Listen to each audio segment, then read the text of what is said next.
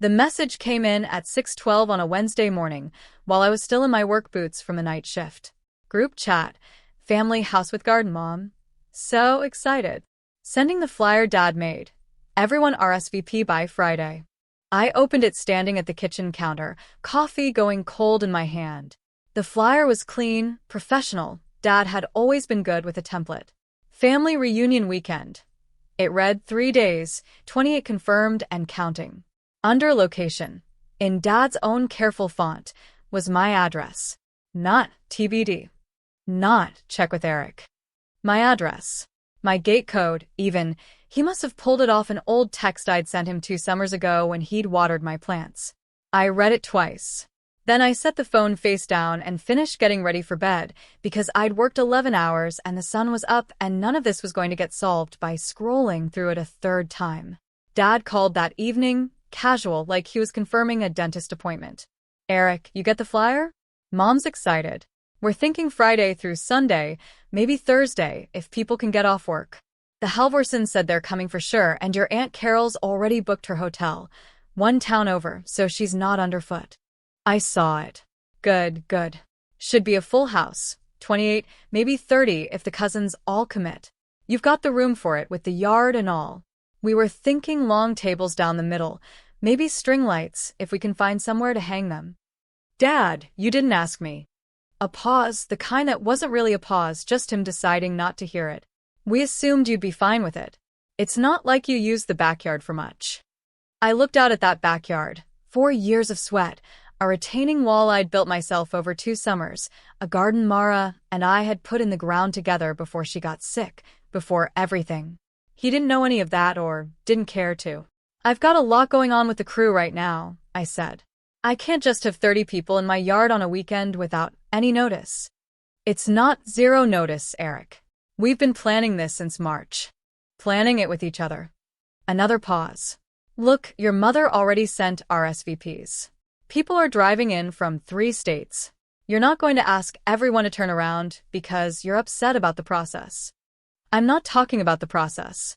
I'm talking about the fact that nobody picked up a phone and asked me, my yard, my gate code. Erik. His voice shifted, patient in the way that meant he was done having the conversation. Your grandmother came to this country with 2 suitcases. We don't make a federal case out of sharing space with family. I'll get back to you, I said. Sure. Don't overthink it.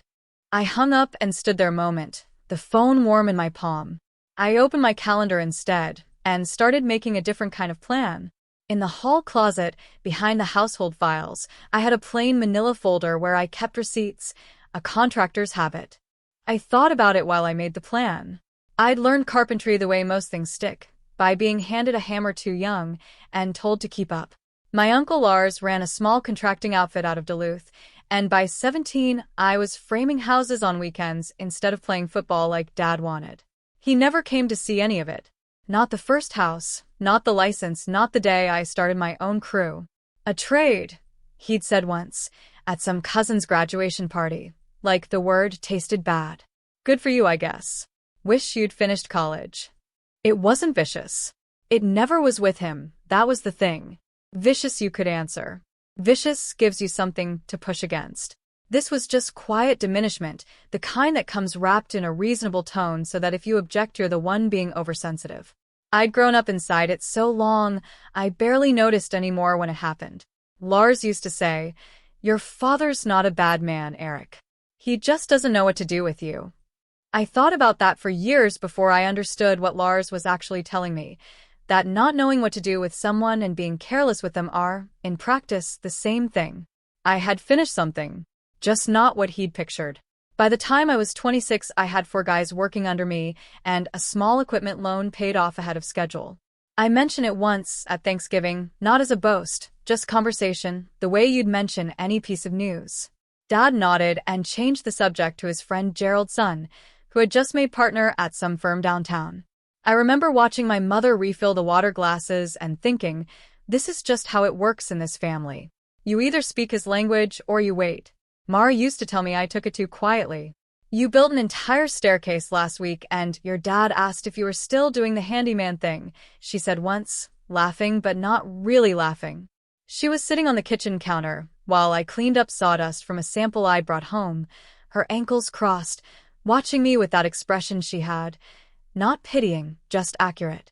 I'd have said something by now. Saying something never changed him, I told her. It just gives him something to argue with. At some point, she said carefully, that becomes a choice to let him keep doing it. I know. I'm not criticizing. I'm just saying I see it. She saw a lot, Mara. More than I ever gave her credit for while she was here. She'd grown up in a family where everybody said exactly what they meant, loudly and at the dinner table, and she'd never quite understood why mine operated so differently, why we moved around the actual things like they were furniture in the middle of a dark room, just going around them by feel rather than turning on the light. You could just tell him, she said once, about 6 months before the diagnosis, when I'd driven 4 hours round trip to help my father hang a door that he'd hung crooked and then blamed on the frame. I'd come home late, tired, and she'd been awake. Just tell him what it costs you. It wouldn't land the way you think it would. How do you know? You've never tried. Because I know him, I said. If I bring it up, it becomes a conversation about whether I'm being fair, whether I'm keeping score. He'd rather argue about my motives than hear what I'm saying. She'd looked at me for a long moment across the kitchen. I think you're right, she said finally. And I think that's very sad. That was Mara. She could hold two true things at the same time without needing one of them to win. I miss that more than I can say without it sounding like a smaller thing than it is. She married into the family without illusions about it. She used to call my father the mayor because he ran every gathering like he was up for re-election, handing out approval like it was scarce, and he controlled the supply. My mother mostly went along with whatever kept the peace. My sister Kirsten had figured out young that agreeing with Dad in public and rolling her eyes in private was the only sustainable strategy. I'd never quite mastered either half of that.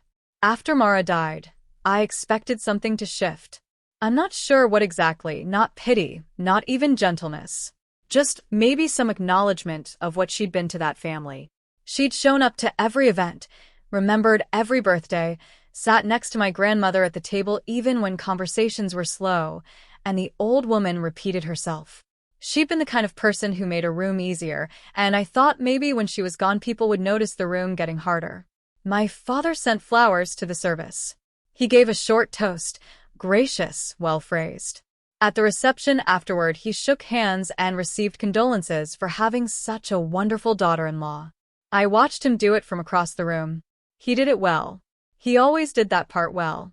He didn't call me that first week. He called the second week to ask if I was going to be at Easter. What none of them seemed to track, or maybe just didn't want to, was how much of the family's actual scaffolding, the unglamorous kind, ran through me anyway. Not the holidays, not the speeches, not the group chat admin. The other kind.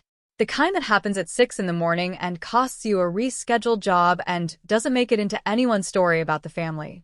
The backyard took 4 years to get right. The previous owner had let the slope go, and the first winter I owned the place, I watched a slow-motion flood move through it every time it rained, the water sheeting down, carrying topsoil, pooling against the foundation. I spent 2 summers building the retaining wall myself, carrying block in a wheelbarrow, mixing concrete by hand on weekends, leveling by eye and torpedo level. The neighbor on the south side watched me from her porch one afternoon and said, "You're going to be out here forever at this rate." I said, "Probably." She brought me a glass of water with ice in it and went back inside. When Mara and I put in the garden, we did the raised beds together. She picked the varieties, I built the frames. We put seeds in the ground on a cold April morning and stood there together arguing about whether we'd put the tomatoes too close to the fennel. We had that argument every spring after that. I still put the fennel too close. I'm not going to stop. My father has been to that house 14 times in 4 years. He has never asked about the wall. He has never asked about the garden. He has commented twice on the size of the driveway and once on whether I'd considered adding a deck. I'm not sure exactly when I started keeping the receipts. Not as a plan, not with any particular intention, just a contractor's habit. You document what you spend, because someday the numbers matter. The folder started small, a parts invoice here, a materials receipt there, each one clipped and dated in the hall closet where I kept the household files. It wasn't bitterness that put them there. It was just something I did, the same way I photographed my work before and after, because a record has value even when nobody's looking at it yet. March. My mother called on a Tuesday, voice tightened the way it got when money was involved, and she didn't want to lead with it. The furnace at the lake house is making a sound. Your father says it's fine. It is not fine, Erik. I drove up that Saturday, 2.5 hours each way on roads that were still throwing slush. I pulled the furnace panel in the first 10 minutes and found a cracked heat exchanger, the kind that could push carbon monoxide into the house if you ran it hard through a cold March night. I replaced it myself rather than let them pay some stranger $4,000 for it, sourced the part from a supplier I'd used on a remodel job outside of Duluth, and spent 4 hours in a basement that smelled like old insulation getting it seated right. I told them it would hold through another 2 winters if they got it serviced in the fall. Dad shook my hand at the door on my way out, already looking past me at whatever he'd been watching before I arrived. Appreciate it, he said. Get it serviced in October, I said. Sure, he said, in the way that meant he'd forget by June.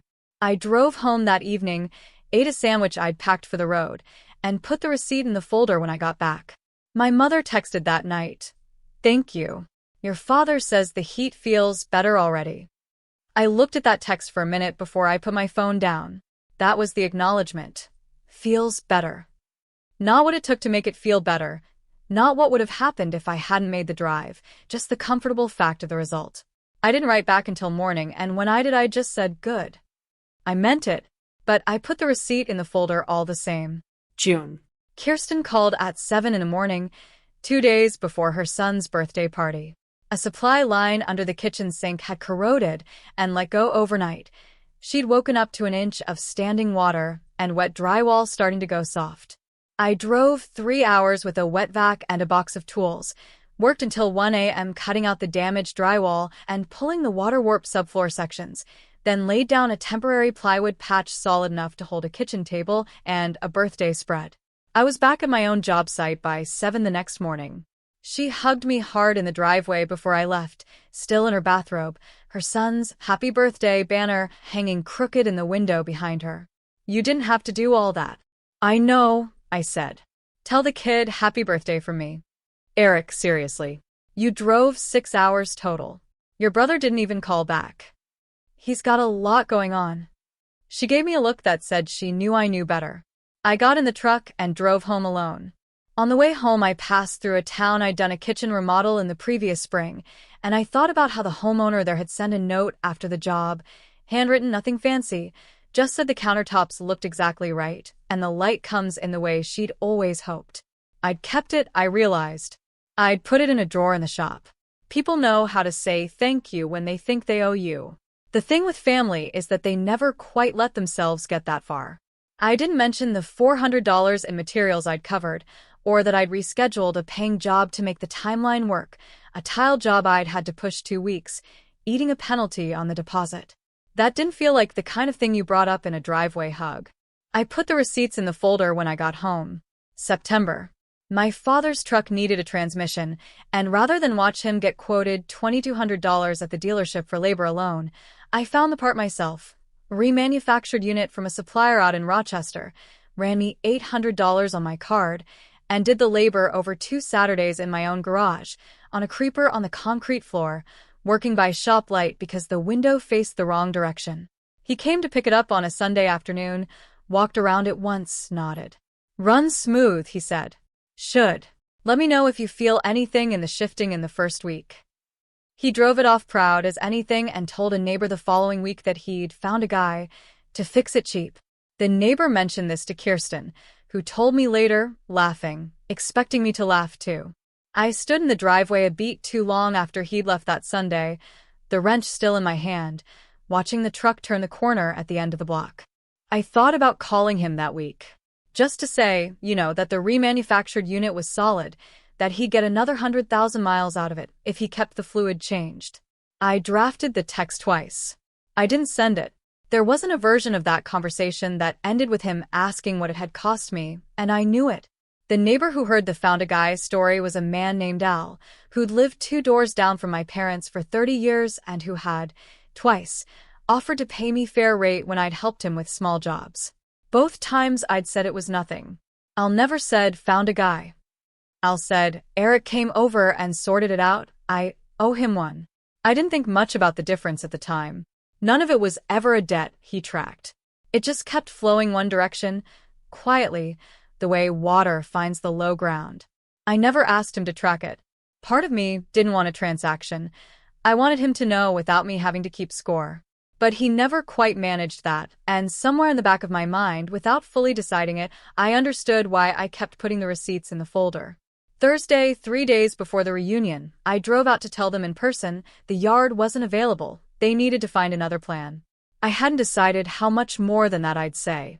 Dad was in the garage, oiling a hinge that didn't need it, the methodical kind of puttering he did when he was waiting for something. Mom was at the kitchen counter making a list.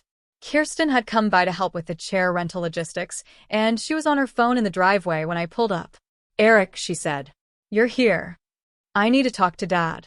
She looked at me the way she'd been looking at me since we were kids, when she already knew what was coming but wasn't sure which side of it to land on. Okay, she said. I went into the garage.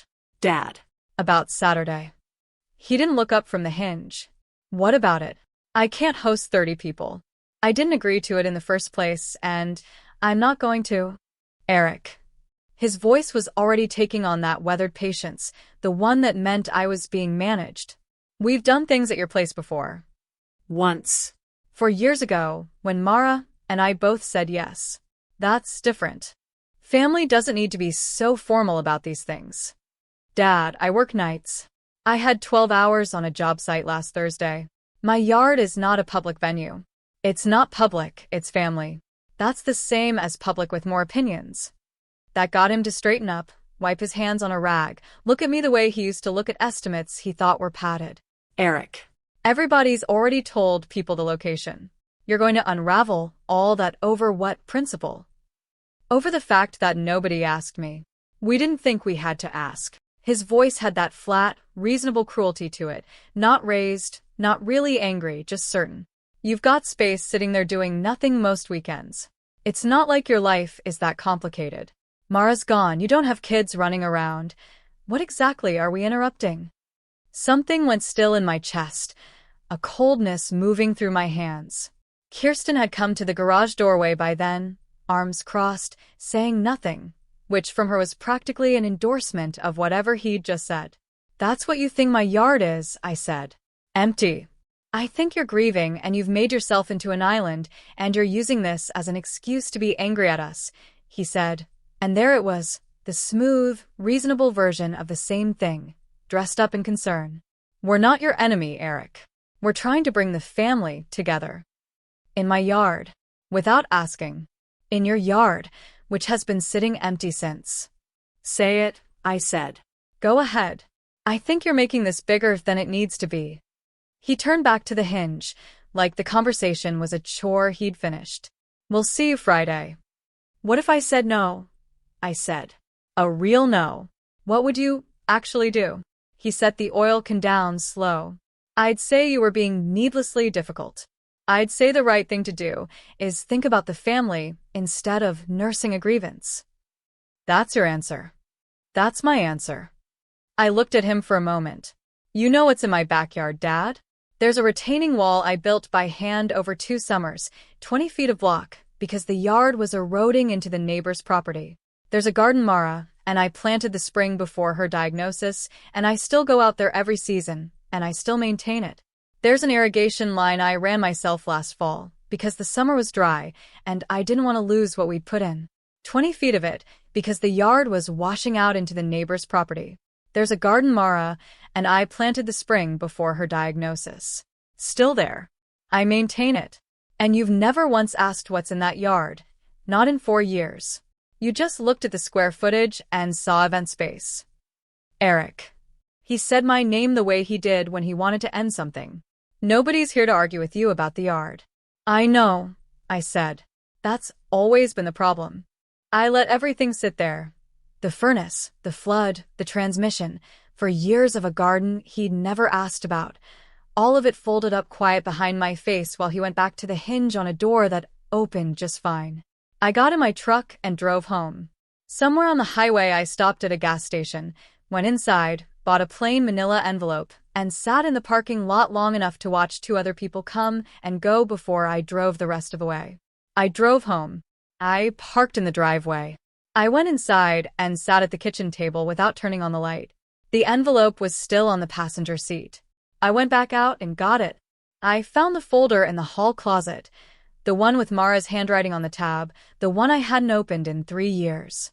I sat with it a long moment before I put what I needed inside the new one instead, sealed it, and wrote across the front in block letters. You already knew. Erik. I didn't sleep much that night. In the morning I called a locksmith, then a fencing company, then, last, my sister. Kirsten picked up on the second ring. Please tell me you're not still upset about yesterday. I need you to come by Friday morning, before everyone else. Erik. Just you. I'll explain when you're here. She went quiet. Okay, she said finally. I'll come early. Friday morning, she arrived at 8.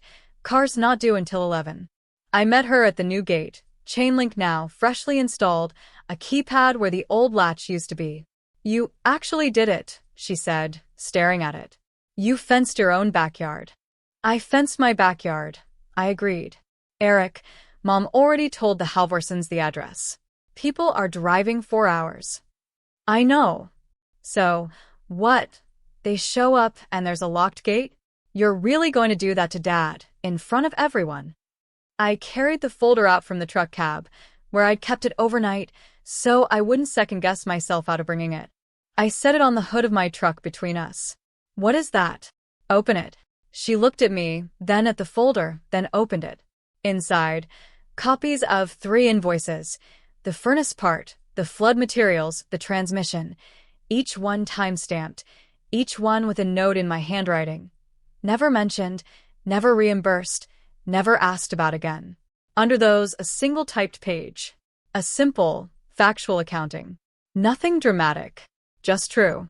Kirsten read it twice, the way I had read the flyer twice. Her voice when she looked up was quieter than I expected. I didn't know about half of this. Nobody did. That was kind of the point of doing it that way. The transmission, she said. He told everyone he found a deal. He did find a deal. He found me. She set the page down on the truck hood and pressed both palms flat against it, looking at her hands. I feel like an idiot, she said, quietly, not to me exactly. You didn't know because I didn't tell you. I should have known. I was there at the lake house when you showed up. I saw you leave that evening. I didn't ask what it cost you. I said, oh, thank God, and went back to what I was doing. That's what people do. That's what people do when they're taking someone for granted, she said. He did find a deal. He found me. She looked at the page again, then back at me. So this is what, a message? For Dad. It's for whoever needs to see it. You're just here first. Erik. She pressed the folder flat against her palm. I'm not saying he was right. I'm saying this is going to change something. I don't know what, exactly, but something. That's the idea. And you're ready for that? I thought about the retaining wall, the garden rows, the way the light hit that corner of the yard in late morning. Yeah, I said. I'm ready. I looked back toward the yard. The garden's still there. The retaining wall I'd poured myself. The fence I'd built 2 days ago with my own materials and my own time. I've been carrying something nobody admitted was there, I said. I'm done doing that. She nodded slowly. He's going to say you're punishing everyone over pride. He can say that. She was quiet a moment. Okay, she said. Okay. You know this means I'm going to be the one who has to deal with him for the next 6 months. I know. I'm sorry about that part. Don't be, she said, surprising me. I've been rolling my eyes in private for 30 years. Maybe it's time one of us stopped. She folded the copies back into the folder and handed it to me. I added it to the sleeve beneath the gate note. Just don't disappear. Whatever happens today, don't disappear. I'm not going anywhere, I said. She nodded. She straightened up, squared the folder in her hands, and looked at the gate the way you look at something you're trying to memorize. You know what's strange, she said. I've been carrying things too. Different things. But still. I always assumed you didn't mind, that it was just how you were built. Maybe it was. For a while. And now? Now I want it to be known, I said. Not fixed. Just known. She looked at me a long moment, then at the gate, then back at me. Okay, she said quietly. Then it'll be known. The morning passed slowly. I stayed inside with coffee until 10, watching the driveway from the kitchen window. A sparrow landed on the retaining wall and stayed long enough that I noticed it. The folder in the gate sleeve flapped once in the breeze off the field to the north. At 10:45, I moved to just inside the gate. At 11, cars started arriving. I watched from just inside the gate as my father's truck pulled up first, then stopped short at the chain link, the keypad, the note taped at eye level that read simply, "Reunion relocated. See attached." A manila folder, duplicate copies, hung beneath it in a plastic sleeve for anyone who wanted one. He got out of the truck, jaw already working. My mother got out on the other side, hand going to her mouth when she saw the fence. The Halvorsons pulled in behind them, and my Aunt Carol was a car back after that. Erik. What is this? Exactly what the note says. You humiliated your mother in front of 30 people over a backyard.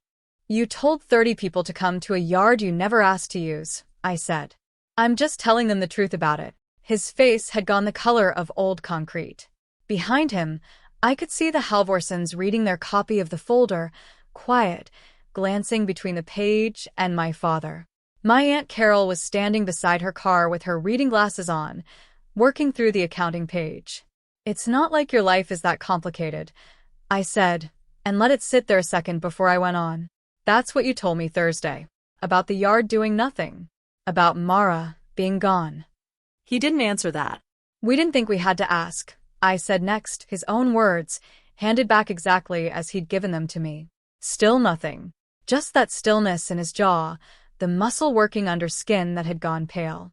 You're making this bigger than it needs to be, I said, the last one, and watched it land the way the others hadn't quite. I didn't wait for a response. I turned, walked back through the gate, and pulled it shut behind me, not slammed, just closed, the latch settling into place with an ordinary, unremarkable click. My mother called that evening. I let it ring twice before I answered. Your father hasn't said a word since he got home, she said. Erik, was all of that necessary? I didn't say anything that wasn't true. You could have told us privately. I tried. Thursday in the garage. He told me my life wasn't complicated enough to interrupt. Silence on her end, longer this time. I didn't know about the transmission, she said finally. Or the flood. Kirsten showed me the folder. Now you do. He's not going to apologize. You know that. I know. Then what did you want from today? What were you actually trying to get? I thought about it a moment. I wanted the people standing at that gate to know what the real ledger looks like. The one that doesn't show up in the group chat. Because the group chat version of this family, the one where we're all pulling together, where it's just sharing space, where your grandmother's suitcases are the standard we hold everything to, that version leaves out a lot. It leaves out the $800 I spent on a transmission. It leaves out the 6 hours I drove for a birthday party. It leaves out the cracked heat exchanger in the lake house that nobody knew was dangerous until I went up there and looked. Not just Dad, everyone. Because the story he tells about my yard sitting empty, about my life not being complicated, that story only works if nobody ever checks. I wanted someone to check. A long silence. I didn't know, Erik. I want you to hear that. I didn't know about the money you spent, or the time. I thought you did those things because you wanted to. I did want to, I said. That's not the same as it being free. She was quiet a long moment. Is this it then? Are we not a family anymore? I looked out at my own backyard, the garden Mara and I had put in the ground together, still there, still mine, whatever else changed around it. We're still a family, I said. I just stopped pretending some of it was a debt I didn't notice. She didn't have anything to say to that. We hung up without deciding anything, which felt, for once, honest. The folder is still out there somewhere, passed hand to hand among relatives who wanted their own copy. Aunt Carol called me 2 weeks later. Not to weigh in, just to say she'd looked at the numbers and thought I should know she appreciated it. She didn't say what she'd do with that knowledge. She didn't have to. Kirsten texted me the following Sunday. Asterisk, Dad wants to know if you'll come for Thanksgiving. His words. Tell him the thing has been said. Asterisk, I looked at that message a long time. Then I wrote back. Asterisk, I'll come. But I'm bringing the fennel. Asterisk. She sent back a question mark. I didn't explain. I don't know what it changed in the end, beyond the fact that nobody in that family can say anymore that they didn't know.